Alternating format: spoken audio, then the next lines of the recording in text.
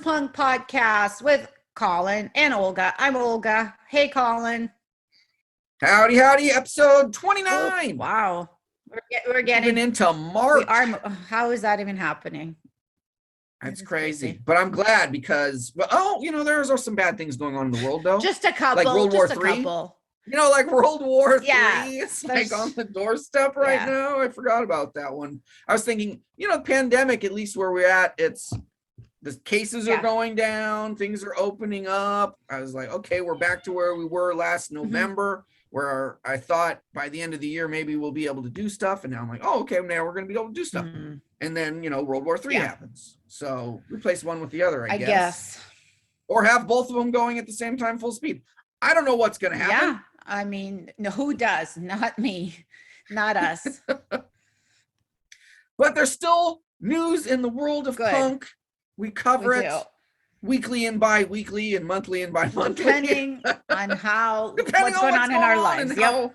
In our lives. That's true. That's the most important thing. Not to anyone else except us, obviously.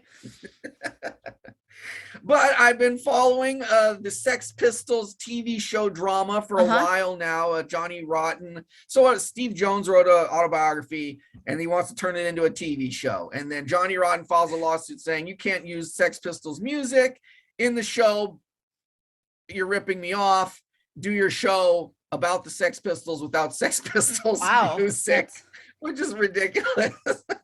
And Johnny Rotten lost. And so now they're going to do the show. It's going to be called Pistols, coming out on the FX network in May. I don't have cable. I'm hoping it goes on streaming one way or another so I can watch the show, but I'm very interested to watch it.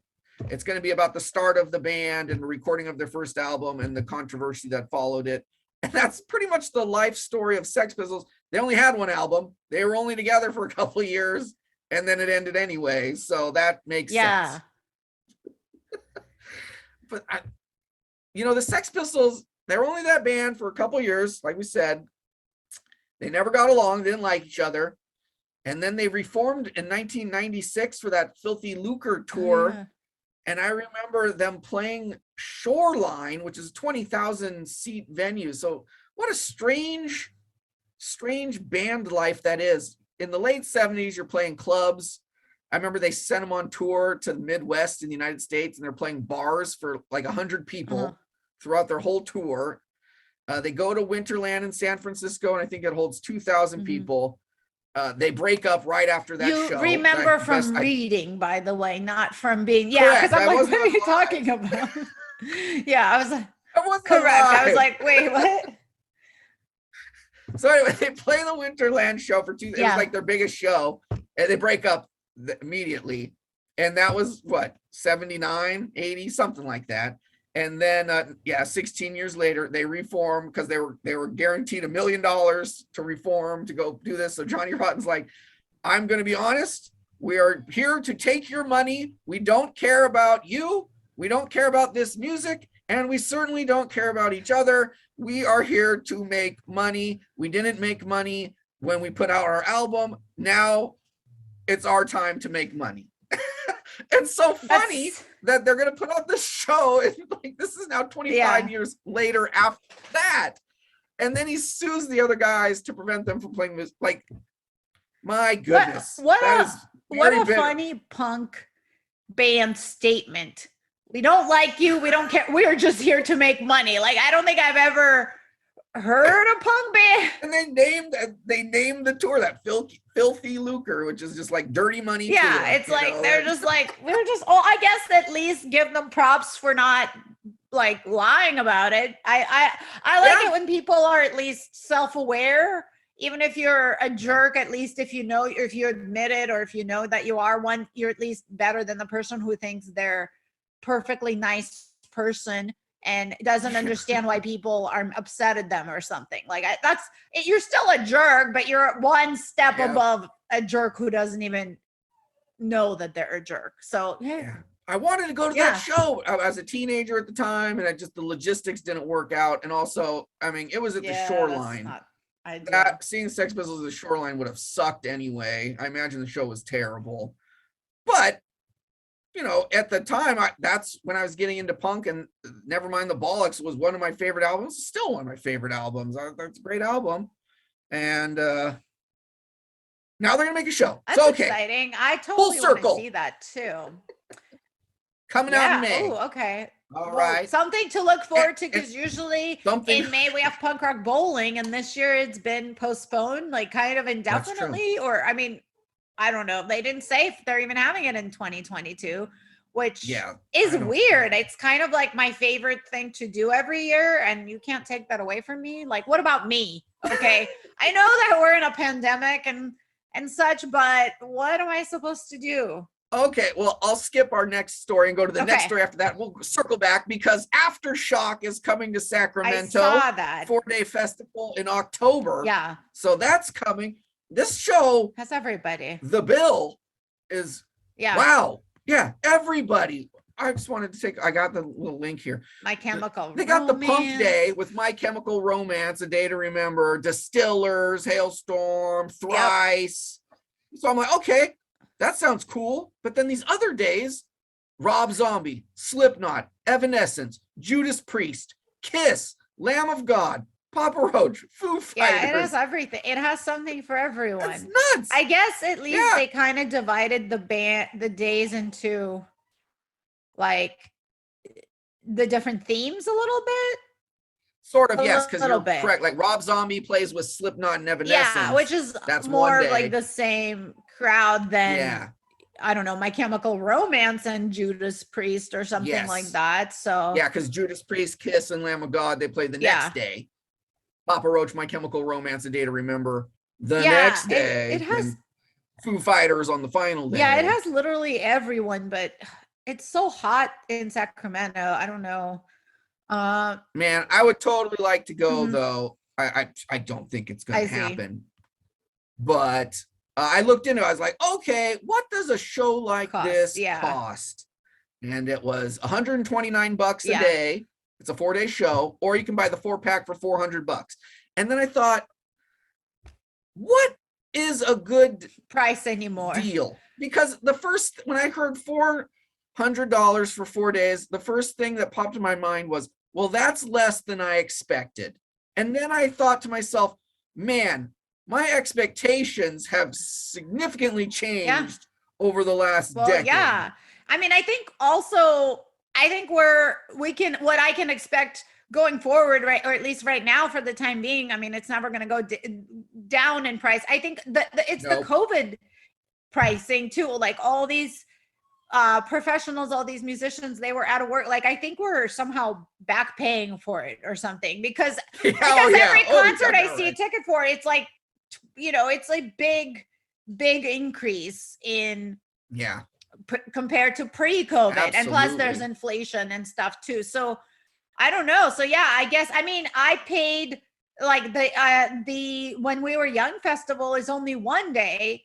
And that was like $300 a day. So this is a steal. That's why I thought, oh, it's less. You're right. So it's very tempting just to be like, okay, 4-day show. I can buy a ticket.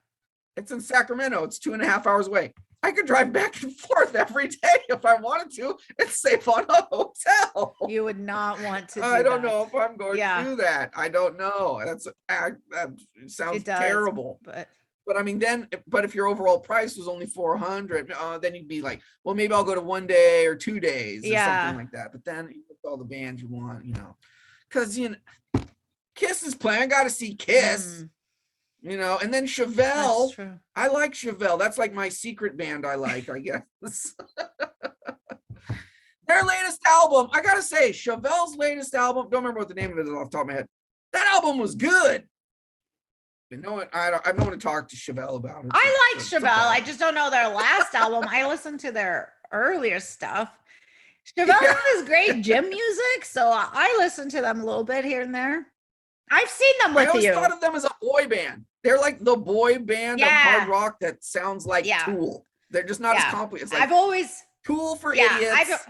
I've always considered Avenged Sevenfold a boy band. I mean, There you go. I'm not saying they're They talented musicians. They are talented musicians, but they are also a boy band. Like those two things. I'm not saying they're just like no skills involved, like all these other bands. Yeah. No. But they're totally a boy band. Like if they sold posters with like those dudes, people would buy them. And by people, I mean me. Like I went to those shows with you yeah, back it's in a boy band. a few years ago, and the crowd was definitely saying this is a boy band to me. Their music may have not been saying they're a boy band to me, but the crowd was definitely saying they're a boy band. That's my ongoing joke. I've been saying, like, I'll be like, that's my favorite boy band. What's your favorite boy band? Avenged Sevenfold is my favorite boy band. Like every single you have time member in Avenged Sevenfold is like incredibly attractive, great musician. And they're not like shy about it. They used to just like play shirtless. Everybody's like, when I used to see them, years ago, I think they stopped eventually, but they did interviews in guitar magazines talking about how they lifted weights, like when they were on tour to kill time or whatever it was. But yes, so like I was saying, you have some time to think about that as your show to go to instead of punk rock bowling, in addition to when we were young. And this one's a lot closer because it's in California. We are a California-based show for the most part. And then you have more news about Olympic figure skating. I watched more Olympics this time than since I was a kid. Like the last time I watched this much Olympics would have been the Summer Olympics when I was in probably middle school. So I don't even know how long, 20 years ago, 30 years ago, 30 years ago. That's crazy. But yes, so I was watching tons of Olympics this time because I had Peacock and it actually was useful. I had Peacock for the last Olympics. It sucked. It was the stupidest thing ever. This time it worked. I watched tons of events, including figure skating. And to my shock and awe, I'm watching the elite echelon of figure skaters. And Now I Want to Be Your Dog by Iggy in the Stooges starts playing to one of the gold medal contenders songs as they played. I couldn't believe it. I'm yelling at my wife. What is going on here? They're playing Iggy and the Stooges at the Olympics on television. This is insane. What is going on? My mind was blown. I didn't understand why. It turns out though, that movie Cruella, that Disney movie, it's like kind of set in a 70s punk vibe, and it's actually on the soundtrack. They did a remake of that song and a few other punkish songs from back in the like 80s new wave songs, and maybe like Blondie stuff or whatever, but they did Iggy and the Stooges as one of the songs on the soundtrack, and that's what she used. It wasn't the original, as I understand it was a cover, but I mean, it was playing over the background speakers. I couldn't really hear the nuances to know it was a cover. It sounded good, but anyway, it was great. And then I don't know if you watched or heard about that final day of the women's long program. The lady that actually did that was Trusova. I think that's like Alexandra Trusova.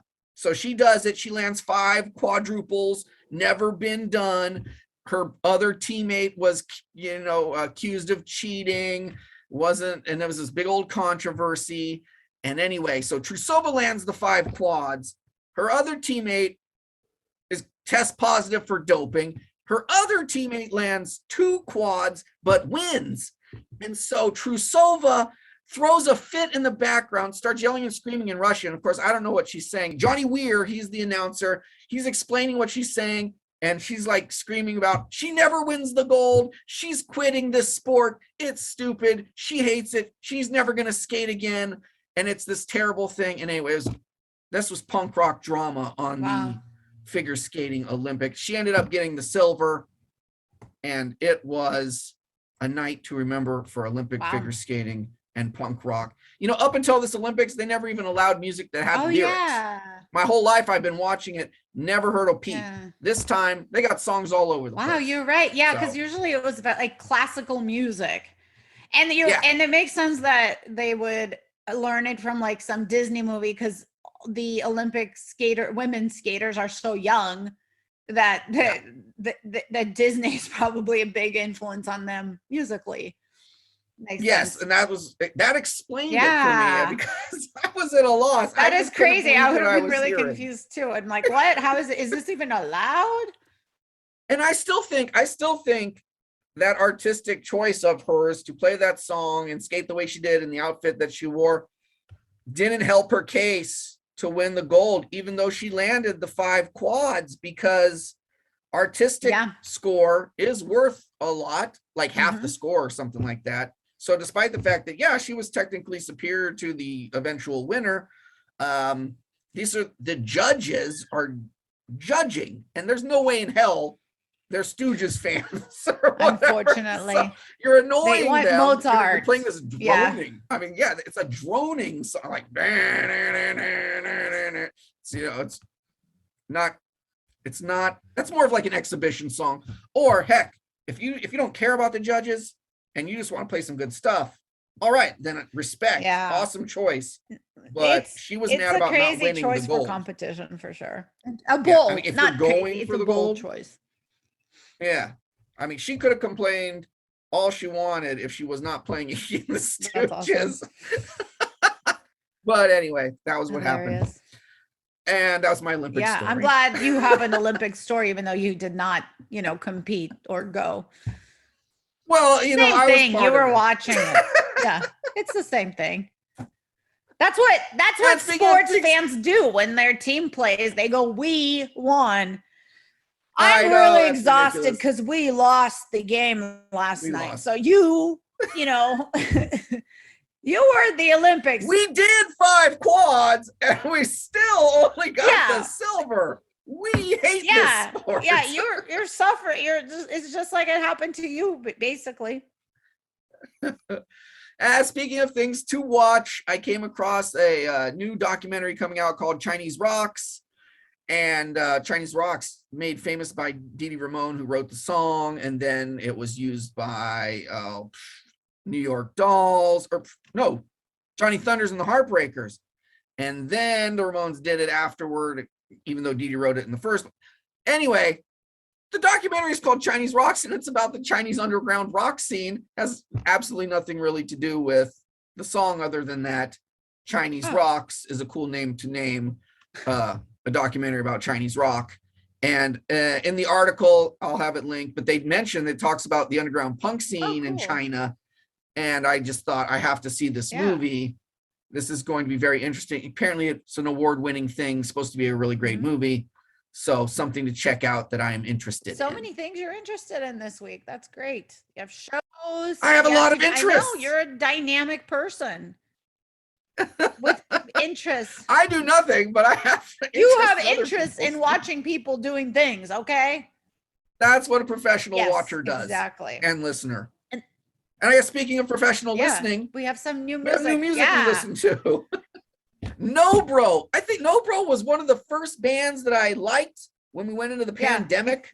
They were new to me, and I was just feel like we talked about them on our show before, right? Yeah, because they sounded familiar. And they've been annoying me ever since, because I think the original thing we listened to was an EP, and I'm like, yeah, this is awesome. I can't wait for the full length. And they kept nickel and diming me with singles, and I'm like, okay, the singles are good, but I need to listen to something for more than 3 minutes in a row here. And finally, Live Your Truth / Shred Your Guitar comes out. Yep. Awesome. Yeah, it's so totally lived catchy. Up to It's energetic. It's great. Garagey punk. They have there's a song that's kind of Ramonesy, and then it's about drinking. What was it? I can't remember I can't remember the name of the song. It's like drink Chardonnay, something like, it's like rock all day, drink Chardonnay. Anyway, to a Ramones-esque beat. It was good. I just like NOBRO. They're awesome. I'm an idiot. I didn't even understand they're called NOBRO because they don't have any dudes in the band. And then you think about it, NOBRO. Oh, it's like, it should be the first thing that hits my mind is like, no dudes. No. I was wondering if I was looking at the name today, and I was like, is that like NOBRO? Yeah. Okay. Yeah, it is NOBRO. I see. I had a couple of other stuff I added in that are a little older. It was like, this is like 6 months old here, but I missed it. I feel I need to throw this in because it's so good. Bet My Blood. I believe the album came out a long time ago. We'll say 6 months, but I missed it. And I don't like it when I miss things that are good and I don't talk about it. I needed to talk about them because they're too good to pass up. Like I said, Pretty Sick. The song is Bet My Blood. And it is grunge-ish, punkish, garage rock. Good. They're going to be one of my bands. I just know this band. They're going to be one of my bands. They're just too good. And I was trying to figure out where they're from. New York. They're from New York. So hopefully they come here. And NOBRO, or shoot, they're from Canada. Okay. So I'm just going Canada, New York. We're going place to place. We talked about Sacramento today. We're going all over the place. Yes, we are. And speaking of going all over the place, another song I liked this week was by a band called Lazy Queen. The song is called Alcohol. They are from very far away, Norway. This one's more of an indie rock song. It just caught my attention because it was on the Punk Unleashed playlist on Spotify, and it caught my ear. And it's not like a rockin' buzzsaw, heavy hardcore or anything, but sometimes you need something else. And at this moment in time, I'm like, okay, I can use it's an indie rock, and then it's got a little bit of, synth 80s sound. So it's kind of like 80s new wave, meets 70s punk with the 90s indie rock in between. So it's a little bit of everything there. Catchy song. So I liked it. I threw it in there. I say go play it. Yes, check it out. And then I can't believe you have Avril Lavigne on the list. Okay, I don't have it on the list as a must listen to. You're just informing people that it's important out there. So this is my Avril Lavigne story. It's not my story. It's not like the time you were in the Olympics. Okay, this is just true. A story about someone else. Continue. So okay, it applies to all of us in this certain age range that went to Hot Topic back in the day. Everybody at the time was saying Avril Lavigne is pop punk. And I remember listening to the album. Well, not the whole album. Give me a break. I listened to the songs they played on the radio because they played them on the radio. And I'm like, this is not pop punk. This isn't even pop punk adjacent, except for that one song, Skater Boy. So I'm like, okay, Skater Boy. I'll give you Skater Boy. That's pop punk, but nothing else. But in the meanwhile, they're telling me that Avril Lavigne is pop punk and everyone should be dressing like her, and like Hot Topic is the place to be for Avril Lavigne. And it didn't make any sense to me. I didn't get it. So what's it been? Is it 20 years since? 20 years later?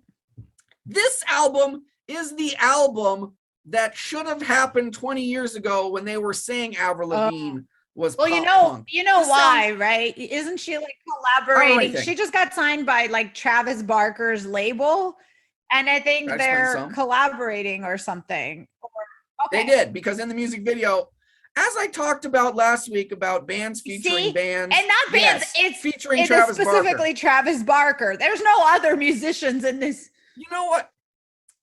I also complained about last time? I complained about featuring Mark Hoppus. This album features Mark Hoppus.